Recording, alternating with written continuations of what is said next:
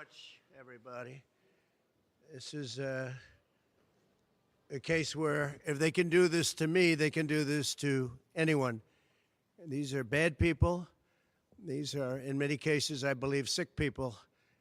When you look at our country, what's happening where millions and millions of people are flowing in from all parts of the world, not just South America, from Africa, from Asia, from the Middle East, and they're coming in from jails and prisons, and they're coming in from mental institutions and insane asylums. They're coming in from all over the world into our country. And we have a president and a group of fascists that don't want to do anything about it because they could right now, today, he could stop it. But he's not. They're destroying our country. Our country is in very bad shape. And they're very much against me saying these things. They want to raise your taxes by 4 times. They want to stop you from having cars with their ridiculous mandates that make it impossible for you to get a car or afford a car. But make it very possible for China to build all of our cars. It's a very serious problem that we have. We just went through one of many experiences where we had a conflicted judge, highly conflicted. There's never been a more conflicted judge. Now, I'm under a gag order, which nobody's ever been under. No presidential candidate's ever been under a gag order before. I'm under a gag order, nasty gag order, where I've had to pay thousands of dollars in penalties and fines and was threatened with jail. Think of it. I'm the leading candidate. I'm leading Biden by a lot, and I'm leading the Republicans to the point where that's over. So I'm the leading person for president, and I'm under a gag order by a man that can't put 2 sentences together, given by a court, and they are in total conjunction with the White House and the DOJ, just so you understand. This is all done by Biden and his people. Maybe his people more importantly. I don't know if Biden knows too much about it, because I don't know if he knows about anything. But he's nevertheless the president, so we have to use his name. And this is done by Washington, and nobody's ever seen anything like it. So we have a judge who's highly conflicted. You know what the confliction is. Nobody wants to write about it, and I'm not allowed to talk about it. If I do, he said, I get put in jail. So we'll play that game a little bit longer. We won't talk about it, but you're allowed to talk about it. I hope you do, because there's never been anybody so conflicted as this. As far as the trial itself, it was very unfair. We weren't allowed to use our election expert under any circumstances. You saw what happened to some of the witnesses that were on our side. They were literally crucified by this man who looks like an angel, but he's really a devil. He looks so nice and soft. People say, oh, he seems like such a nice man. No, unless you saw him in action. And you saw that with a certain witness that went through hell. And when we wanted to do things, he wouldn't let us do those things. But when the government wanted something, they got everything. They got everything they wanted. It was a rigged trial. We wanted a venue change where we could have a fair trial. We didn't get it. We wanted a judge change. We wanted a judge that wasn't conflicted. And obviously he didn't do that. Nobody's ever seen anything like it. We had a DA who was a failed DA. Crime is rampant in New York, violent crime. That's what he's really supposed to be looking at. Crime is rampant in New York. Yesterday in McDonald's, you had a man hitting him up with machetes, a machete. Whoever can imagine even a machete being wielded in a store, in a place where they're eating, and he's going rampant. And Bragg is down watching a trial on what they call crimes. They're falsifying business records. That sounds so bad. To me, it sounds very bad. You know, it's only a misdemeanor, but to me, it sounds so bad. When they say falsifying business, that's a bad thing for me. I've never had that before. I'm falsifying. You know what falsifying business records is? In the first degree. They say falsifying business records. Sounds so good, right? It means that legal expense I paid a lawyer, totally legal. I paid a lawyer a legal expense. And a bookkeeper, without any knowledge from me, correctly marked it down in the books. A very professional woman, highly respected, she testified, marked it down in the books as a legal expense. So a legal expense, paid a lawyer, is a legal expense in the books. It's not sheetrock, construction, or any other thing. It's a legal expense. Think of that. This is what the falsification of business records were. And I said, what else are you going to call it? What else are you going to call it? Now, I would have testified. I wanted to testify. The theory is you never testify, because as soon as you testify, anybody, if it were George Washington, don't testify, because they'll get you on something that you said slightly wrong, and then they sue you for perjury. But I didn't care about that. I wanted to. But the judge allowed them to go into everything that I was ever involved in, not this case, everything that I was ever involved in, which is a first. In other words, you could go into every single thing that I ever did. Was he a bad boy here? Was he a bad boy there? And my lawyer said, what do you need to go through? And all you wanted to do is testify simply on this case, because I would have loved to have testified. To this day, I would have liked to have testified. But you would have said something out of whack, like it was a beautiful sunny day and it was actually raining out. And I very much appreciate the big crowd of people outside. That's incredible what's happening. The level of support has been incredible. So the whole thing is legal expense was marked down as legal expense. Think of it. This is the crime that I committed, that I'm supposed to go to jail for 187 years for. When you have violent crime all over this city at levels that nobody's ever seen before, where you have businesses leaving, and businesses are leaving because of this, because heads of businesses say, man, we don't want to get involved with that. I could go through the books of any business person in this city, and I could find things that, in theory, I guess, let's indict him, let's destroy his life.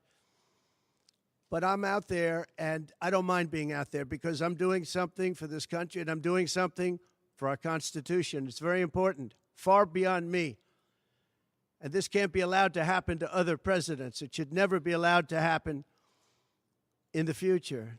But this is far beyond me. This is bigger than Trump. This is bigger than me. This is bigger than my presidency. And the people understand it, because I just see a poll just came out, the Daily Mail. That was the first one, came out, was done last night right after the verdict, where I'm up 6 points. 6 points from what we already were. We were leading fairly substantially.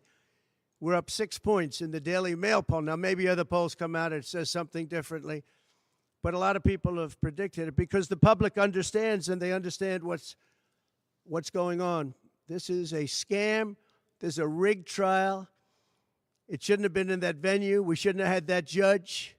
He should have allowed us to have an election expert. We had the best expert, most respected expert, head of the Federal Elections Commission. He was all set to testify. He was waiting for 2 days. And when it was his turn, Bragg's people protested, and the judge knocked him out, said you can't testify. He actually said you can't testify for anything having to do with the trial. You can say what the federal elections is. Well, that doesn't help. Everybody knows that.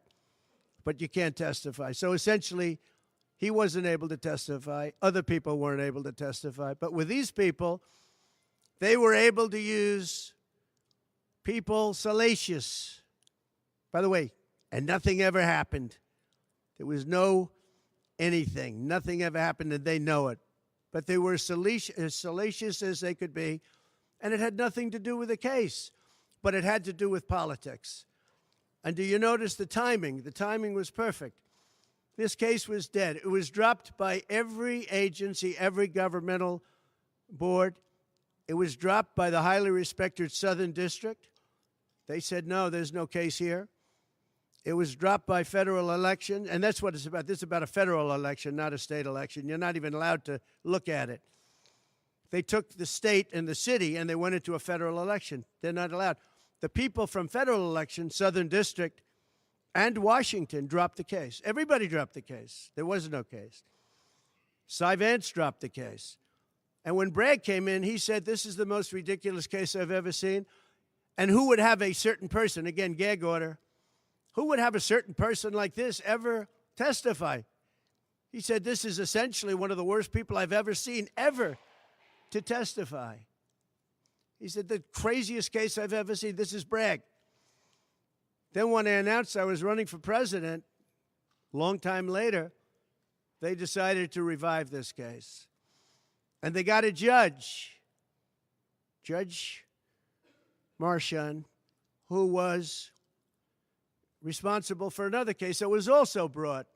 It destroyed the life of a very good man, by the way. Destroyed the life of a very good man who went to prison once, and then they just put him in prison again because they said he lied. He didn't lie. I looked at the statements he made. In fact, he didn't remember something, and they put him in jail.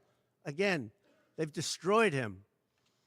With me for many years, he was an honorable person. He was an honest man. And if you look at what he did, supposedly, it never happened. There's never been anything like this. Over the education of his grandchildren. Over, he didn't report that he had a car or 2 cars on his income. I don't know. I wonder how many people here have cars. I wonder how many people said, oh, gee, I have a car that's worth X dollars. How do you even figure it? And I guess you do have to report it, but I would say probably almost nobody does. Nobody even thinks about it. They put this man, they destroyed this man, but they put him in jail again because they didn't want him to testify. They didn't want him to testify. That's why he went to jail. They put him in jail twice. He's 77 years old. Now, normally I'd say that's an old guy, but I don't feel 77. Nobody ever says that about me. I'd like them to say, gee, we have to have a little sorrow for this man, because they just don't say that about me, but maybe I'm better off that way. I think I'm probably better off that way. But they put him in jail twice. And you have to see what they put him in jail. And he was threatened by the judge. This man was told, you're going to get 15 years in jail if you don't give up Trump. And he was told that. You're going to get 15 years in jail. And he made a plea deal because he didn't want to spend the rest of his life. And he was told that viciously. We're living in a fascist state. He was told that viciously. So you can go to jail for 4 months, 5 months, or you can get 15 years in jail. So do a plea. Almost who wouldn't do that plea? Everyone does those pleas. It's a horrible thing. There's a whole group of lawyers that fight that. It's so unfair. It's so unfair. But they destroyed his life. So many other things. You look at Southern District didn't want to bring the case. Nobody wanted to bring the case. And then you know who didn't want to bring the case most of all is Bragg. Bragg didn't want to bring it. But then he brought it, and they tried to make it a different case. They didn't say legal expense equal legal expense. Again, if I wrote down and paid a lawyer, and by the way, this was a highly qualified lawyer. Now, I'm not allowed to use his name because of the gag order. But, you know, he's a sleazebag. Everybody knows that. Took me a while to find out. But he was effective. He did work.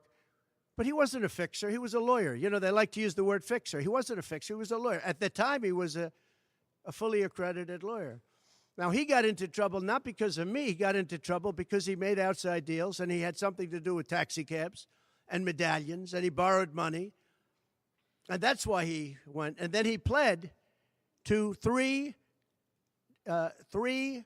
election violations. And as soon as I saw that, I said, I wonder why he did that. He pled. He took a deal. Now, he took a deal because he wanted to get off. In other words, I'll take a plea deal, and I want to get off. And he wanted to make a deal with the Southern District.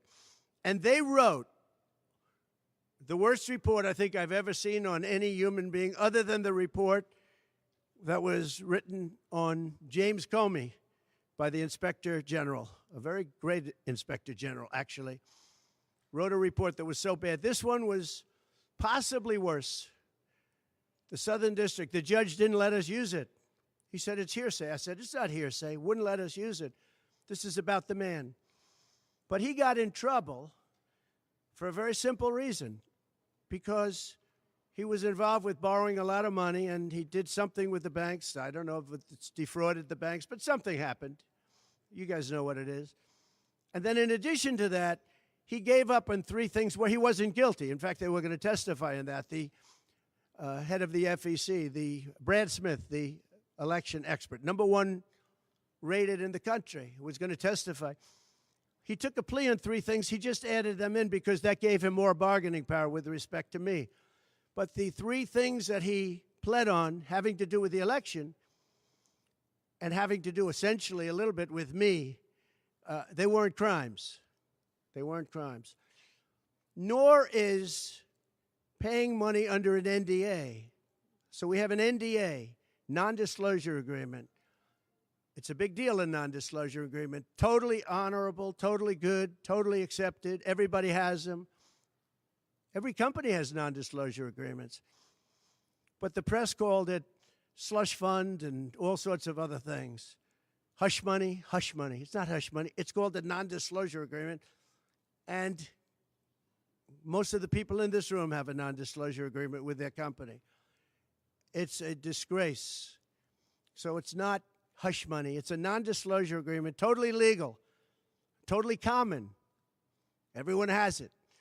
And what happened is he signed a non-disclosure agreement with this person, I guess other people, but it's totally honest. You're allowed to make the payment. You don't have to make it. You can make it any way you want. It's a non-disclosure agreement. And he signed that. And there was nothing wrong with signing it. And this should have been a non-case. And everybody said it was a non-case, including Bragg. Bragg said, until I ran for office. And then they saw the polls. I was leading the Republicans. I was leading the Democrats. I was leading everybody. And all of a sudden, they brought it back. It's a very sad thing that's happening in our country. And it's a thing that I'm honored. In a way, I'm honored. It's not that it's pleasant. It's very bad for family. It's very bad for friends and businesses. But I'm honored to be involved in it because somebody has to do it. And I might as well keep going and be the one. But I'm very honored to be involved because we're fighting for our Constitution. The money that was paid legally. There was nothing illegal. In fact, the lawyer in creating the NDA, because at that time he was a fully accredited lawyer. He wasn't a fixer. I never thought of him as a fixer. The media called him a fixer, or the prosecutors called him a fixer. He was a lawyer. And he was fairly good. Later on, I didn't like what he did. I didn't like, for instance, I didn't like that when I became president, he went around and made deals with companies. When I heard that, he was gone. He was gone. And he had payments coming to him, and a lot of this involved things that are very simple. There was nothing wrong. This was standard stuff, all standard stuff. Everything involved was standard. There was no crime here. In fact, I just watched a couple of the reports. You watched Jonathan Turley, Andy McCarthy, Greg Jarrett. You look at all of these people, Mark Levin, all very talented people, great people, many more. And they don't know me, essentially. They don't know me. They're legal scholars and experts. But I look at them. I watched Turley this morning saying, there's no crime here. Everybody says there's no crime here, except for this DA that's got the city out of control with crime. It's absolutely out of control. So we have an NDA that was signed. We have legal expenses. And here's the thing, on legal expenses, you have 100 where they say, they do a charge. I just recorded this out. Falsification of business records in the first degree. It sounds so bad. I said, wow. And even my own lawyers, I get very upset with them because they don't say what it is. They say, well, falsification of legal records is only a felony. Well, that's a lot. It's only they say a misdemeanor. But they try and bring it up to a felony if there's two crimes. They have all these different things. The other thing is they miss the statute of limitations by a lot. because this was very old. They could have brought this 7 years ago instead of bringing it right in the middle of the election.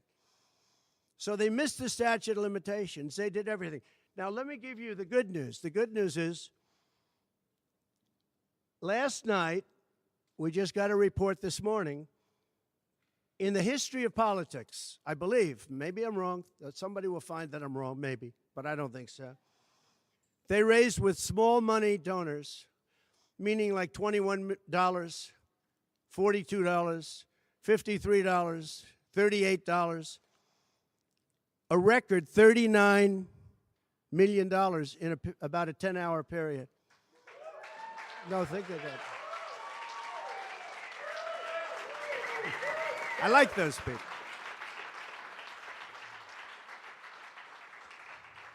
Because so far, I guess it's backfiring. Now, I don't know. I'd rather not have it happen. I don't want to have it backfiring. I want to win this thing legitimately, not because they were stupid and did things that they shouldn't be doing. They shouldn't have brought this case. They were saying it this morning. This is a case that should not have been brought. I watched Andy McCarthy say this is a case that should not have been brought. And that was this morning. But they all say that. Every legal scholar has said it. And these are great people. They really understand the law. The other thing, a poll just came out. The first poll, I don't know, maybe others will be bad. But a poll just came out a little while ago. The Daily Mail. Does anybody read the Daily Mail? It's very good. They have a good poll. At least I like it today. And the Daily Mail just came out with a poll, and it has Trump up 6 points in the last 12 hours. 6 points. 6 points since this happened.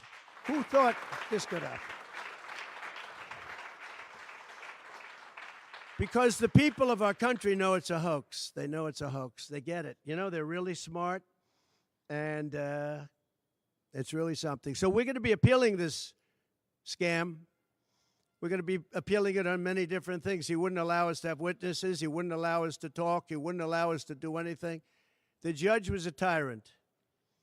And you got to see that with Bob Costello, a fine man. I've never seen anything like it, and neither has anybody that was in that courthouse, where he demanded that the courthouse be cleared. Now, the good news is most of the people in the courthouse were the media. And anybody that was in the media, if you're fair, you'll say, wow, that was anger. That was crazed. He was crazed. And the reason that Bob Costello acted a little bit upset, which I think he has a right to, was that every question he was being asked was being objected to by the other side and sustained by the judge. Sustained. I think he did it many times. I don't know what the number, many times. Even I was sitting there saying, and these were basic questions. And I never saw anybody treated that way by a judge. And I've been treated very badly by 2 other judges also, because it's all the same thing. And it all comes out of the White House. Crooked Joe Biden, the worst president in the history of our country. He's the worst president in the history of our country. The most incompetent. He's the dumbest president we've ever had. He's the dumbest president, most incompetent president, and he's the most dishonest president we've ever had. And so many of he's a Manchurian candidate. You take a look at the way he treats China, Russia, so many others. You know, I ended the Russian pipeline. It was dead. He comes in and he approves it. And he gets $3.5 million, meaning $3.5 million is paid to the family, his family, from the mayor of Moscow's wife. And I said, where did that come from? Nobody wants to talk about it. But he's a very big danger to our country. And the only way they think they can win this election is by doing exactly what they're doing right now, win it in the courts, because they can't win it at the ballot box. So we're going to show them that, we're going to fight. It's actually, I don't know, it's something where I'm wired in such a way that a lot of people would have gone away a long time ago. They would have gone away after impeachment hoax #1. That was a total hoax. I had great support from the Republican Party, though. Then you had impeachment hoax #2. And then they formed the committee. How about they formed the committee of thugs, the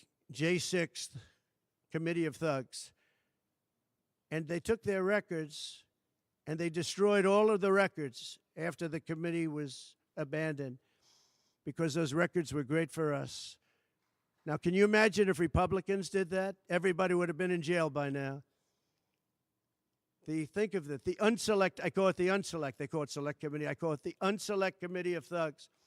They meet, it's 100% Democrat and 2 past Republicans that are no longer Republicans, that are no longer in business anymore, thank you.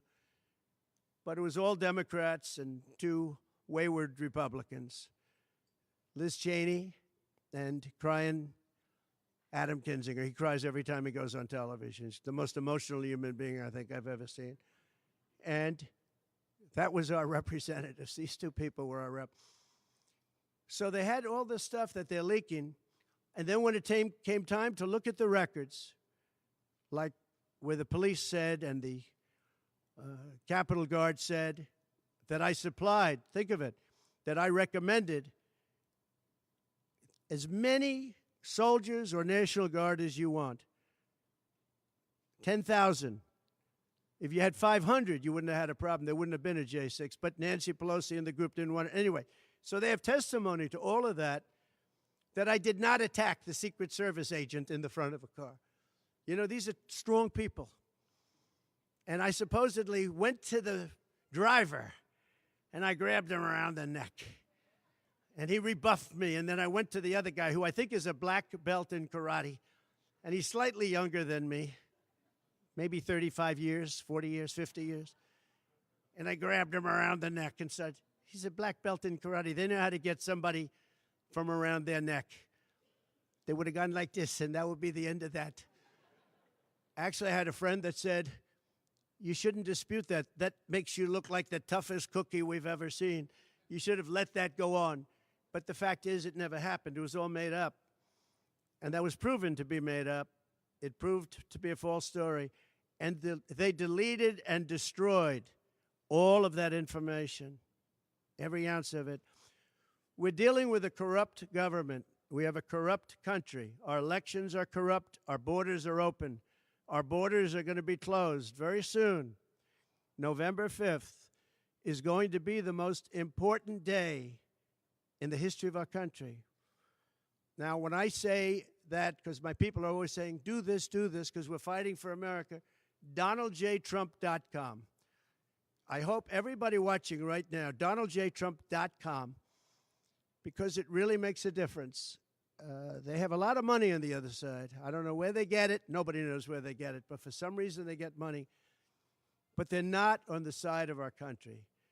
In many ways, I think they hate our country. Who on earth can want open borders where people are allowed to pour in from countries unknown, from places unknown, from languages that we haven't even heard of? We have people sitting in schools with languages where very few people have ever even heard of these languages. It's not like Spanish or French or Russian. Languages unknown. We have people coming from corners of the globe, and many of them are not good people. Many terrorists, record levels of terrorism, record levels of terrorists have come into our country. Record. They've never seen anything like it. You know, there was a report that in 2019, I don't believe this, by the way, the media gave it, and it was good for me, believe it or not.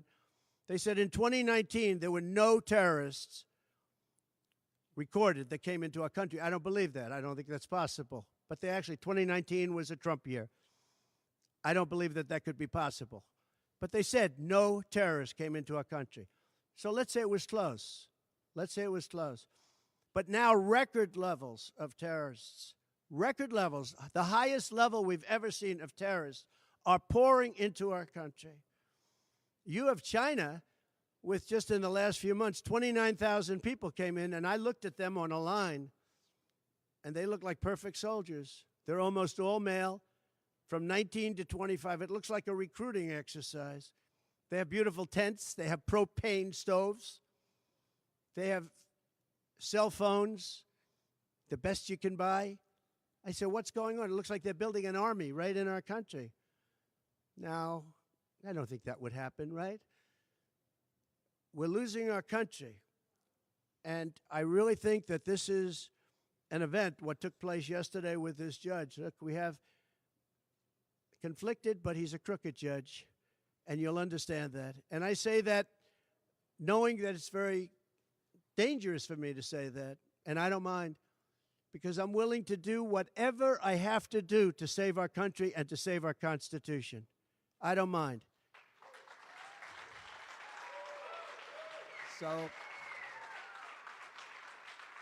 So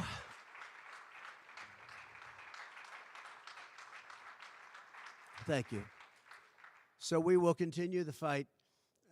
We're going to make America great again. Very simple. When people fight MAGA, they say, we're going to fight. I watch Biden. We're going to fight MAGA. We're going to stop MAGA. It's make America great again. That's all it is. MAGA.